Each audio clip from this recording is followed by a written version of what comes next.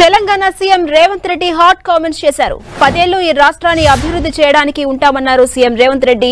10 ఏళ్లు ఏం చేయలేని వాళ్ళు ఇప్పుడు మాట్లాడుతున్నారన్నారు. గత బీఆర్ఎస్ ప్రభుత్వం ఉన్నదంతా అమ్ముకొని ఊడ్చిపెట్టేశారంటూ ఆరోపించారు.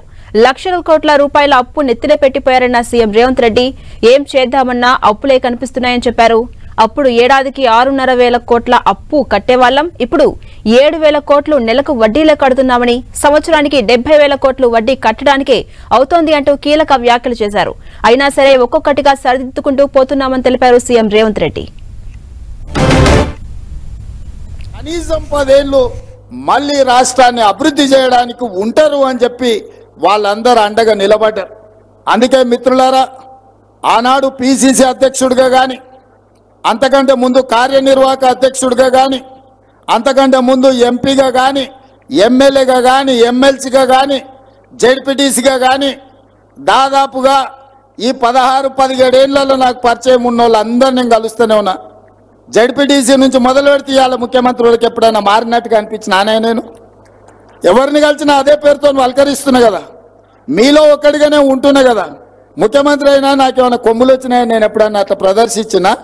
రోజు పొద్దుగాల ఇంటికి వచ్చిన వాళ్ళతో మాట్లాడుతూనే ఉన్నా, కలుస్తూనే ఉన్నా కదా. చెప్పింది ఒకసారి కొన్ని అయితే కొన్ని కావు. ఇక నిన్నమన్నా అది చేయలే, ఇది అలా 10 ఏళ్ళు చేయనోడు, ఉన్నదంతా అమ్ముకొని తుడిచిపెట్టుకపోయినోడు 7 లక్షల కోట్ల రూపాయల అప్పు తెచ్చి నెత్తిమీద పెట్టి దివాలా తీపించండి సంసారం. ఏం చేద్దామన్నా అప్పులు వెళ్తున్నాయి. ఏ గూట్లే చేయి పెట్టినా అప్పుల సిట్టి కాగితమే బయటికి వెళ్తుంది. పొద్దున్న లేతే పకిరోడు మన ఇంటికానే ఉంటుండు, పటాన్ మన ఇంటికానే ఉంటుండు. నువ్వు బాకీ ఉన్నావు, అప్పు కడతావా లేదా అని.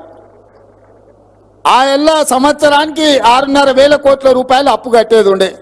ఇవాళ ఈ మునగాడు చేసిన పనికి నెల 1వ తారీఖు నాడు, ప్రతి నెల 1వ తారీఖు నాడు 7,000 కోట్ల రూపాయలు మిత్తి కడుతున్నాం నేను, మా బట్టి విక్రమార్క. సంవత్సరం తిరిగే లోపల 72,000 కోట్లు మిత్తి కట్టడానికి అవుతుందా? అసలు సంగతి దేవుడు ఎరుగు. ఇది పరిస్థితి. ఎందుకు ఇవన్నీ చెప్తున్నా అంటే మీకు అన్ని లెక్కలు తెలవాలి. ఇవాళ సంసారము అప్పుల పాలైంది. ఈ అప్పుల పాలైన సంసారాన్ని ఒకటొక్కటిగా జర సరిదిద్దుకుంటూ వస్తున్నా. కొంచెం వెనుక ముందైనా మీరు అందరూ ఓపికతోని చెప్పాలి గ్రామాలలో.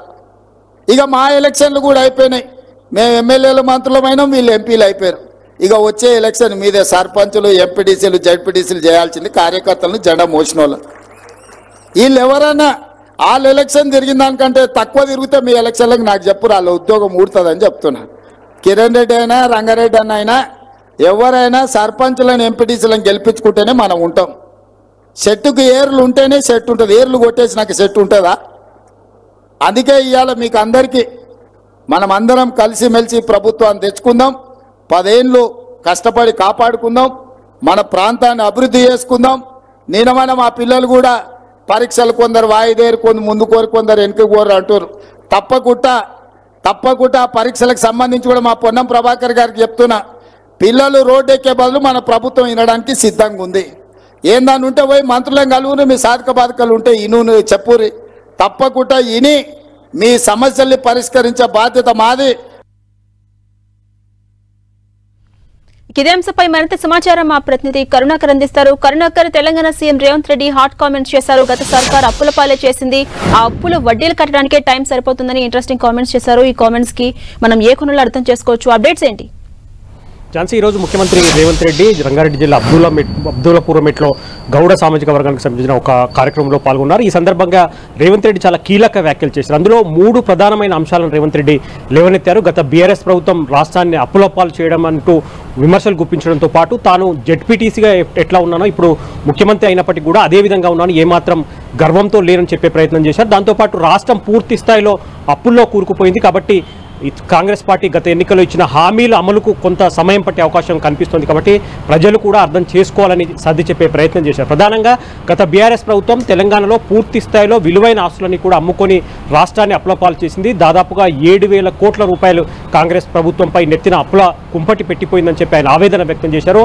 గత బీఆర్ఎస్ ప్రభుత్వం చేసిన అప్పులకు వడ్డీలు కట్టడానికే ఖజానా అంతా కూడా ఖాళీ అయిపోతుంది. సుమారుగా నెలకు 7,000 కోట్ల రూపాయల అప్పులు వడ్డీలకే సరిపోతుంది. సంవత్సరానికి దాదాపు 72,000 కోట్ల రూపాయల వడ్డీలు కట్టాల్సి వస్తుందని చెప్పి ఆయన ఆవేదన వ్యక్తం చేశారు. కాబట్టి గవర్నమెంట్ అయితే కాంగ్రెస్ పార్టీ గత ఎన్నికల్లో ఇచ్చిన హామీలు 6 గ్యారంటీలు కావచ్చు, లేకపోతే ఇతర పథకాల అమలుకు కొంత సమయం పట్టే అవకాశం కనిపిస్తుంది. ప్రజలంతా కూడా అర్థం చేసుకోవాలి. అయినప్పటికీ కూడా పూర్తి స్థాయిలో అన్ని హామీలు నెరవేర్చేందుకు ప్రయత్నం చేస్తున్నాం అని చెప్పి ఆయన చెప్పారు. ఎక్కడ చూసినా అప్పులే కనిపిస్తున్నాయి. వడ్డీలు కట్టడానికే తమ సమయం అంతా ఖజానంతా కూడా ఖాళీ అయిపోతున్న పరిస్థితి అని చెప్పి ఆయన చెప్పే ప్రయత్నం చేశారు. తాను ముఖ్యమంత్రి అయినప్పటికీ కూడా ప్రతి ఒక్కరిని కలుస్తున్నాను. గతంలో జెడ్పీటీసీ సమయంలో తాను ఏ విధంగా ఉన్నానో ఇప్పుడు ముఖ్యమంత్రి అయినప్పటికీ కూడా అదే విధంగా వ్యవహరిస్తున్నాను అని చెప్పి కూడా ప్రతి ఒక్కరిని కలుస్తున్నాను. అందరి సమస్యలను తీర్చేందుకు ప్రయత్నం చేస్తున్నాను. కార్యకర్తలు ప్రజలంతా కూడా అర్థం చేసుకోవాలని చెప్పి ఆయన సర్ది చెప్పే ప్రయత్నం చేశారు. రానున్న రోజుల్లో పూర్తి స్థాయిలో ఆర్థిక పరిస్థితిని గాడిన పెట్టి పూర్తి స్థాయిలో కాంగ్రెస్ పార్టీ గత ఎన్నికల్లో ఇచ్చిన హామీలు 6 గ్యారెంటీలు కావచ్చు, ఇతర హామీలు, సంక్షేమ పథకాలన్నింటినీ కూడా నెరవేర్చే ప్రయత్నం చేస్తాం. ఎందుకంటే రాబోయే 10 ఏళ్లు ఖచ్చితంగా కాంగ్రెస్ పార్టీ అధికారంలోకి ఉంటుందని చెప్పి ఆయన ధీమా వ్యక్తం చేసిన పరిస్థితిని మనం చూస్తున్నాం. కాబట్టి ఖచ్చితంగా బీఆర్ఎస్ పార్టీ అప్పుల కుప్పకు సంబంధించి బీఆర్ఎస్ పార్టీ చేసిన అప్పులు, అమ్ముకున్న ఆస్తులపై ఆయన పెద్ద ఎత్తున విమర్శల ఆరోపణలు గుప్పిస్తూనే అప్పులను పూర్తి స్థాయిలో మెల్లమెల్లగా తీర్చుకుంటూ వస్తూ రాష్ట్ర ఆర్థిక పరిస్థితిని గాడిలో పెట్టే ప్రయత్నం చేస్తున్నామని చెప్పి ఆయన ఈ సమావేశంలో కీలక వ్యాఖ్యలు చేసిన పరిస్థితిని మనం చూస్తున్నాం. ఝాన్సీ, అంటే కరుణాకర్, ఇప్పుడు రేవంత్ రెడ్డి చేసిన కామెంట్స్ కి సంబంధించి అటు బీఆర్ఎస్ స్పందించే అవకాశాలు ఉన్నాయా? ఖచ్చితంగా ముందు నుంచి కూడా బీఆర్ఎస్ పార్టీ అంటే దాదాపు రేవంత్ సర్కార్ ఏర్పడి 7 నెలలు కావస్తుంది. కాబట్టి ఇచ్చిన 6 గ్యారెంటీల్లో చాలా వరకు గ్యారెంటీలు అమలు చేయలేదు. మిగతా సంక్షేమ పథకాలన్నీ కూడా కుంటుపడిపోయాయి. రాష్ట్ర ప్రజల్లో అసంతృప్తి వ్యక్తమవుతుందని చెప్పి బీఆర్ఎస్ పార్టీ నేతలంతా కూడా పెద్ద ఎత్తున విమర్శలు గుప్పిస్తున్నారు, ఆరోపణలు గుప్పిస్తున్నారు.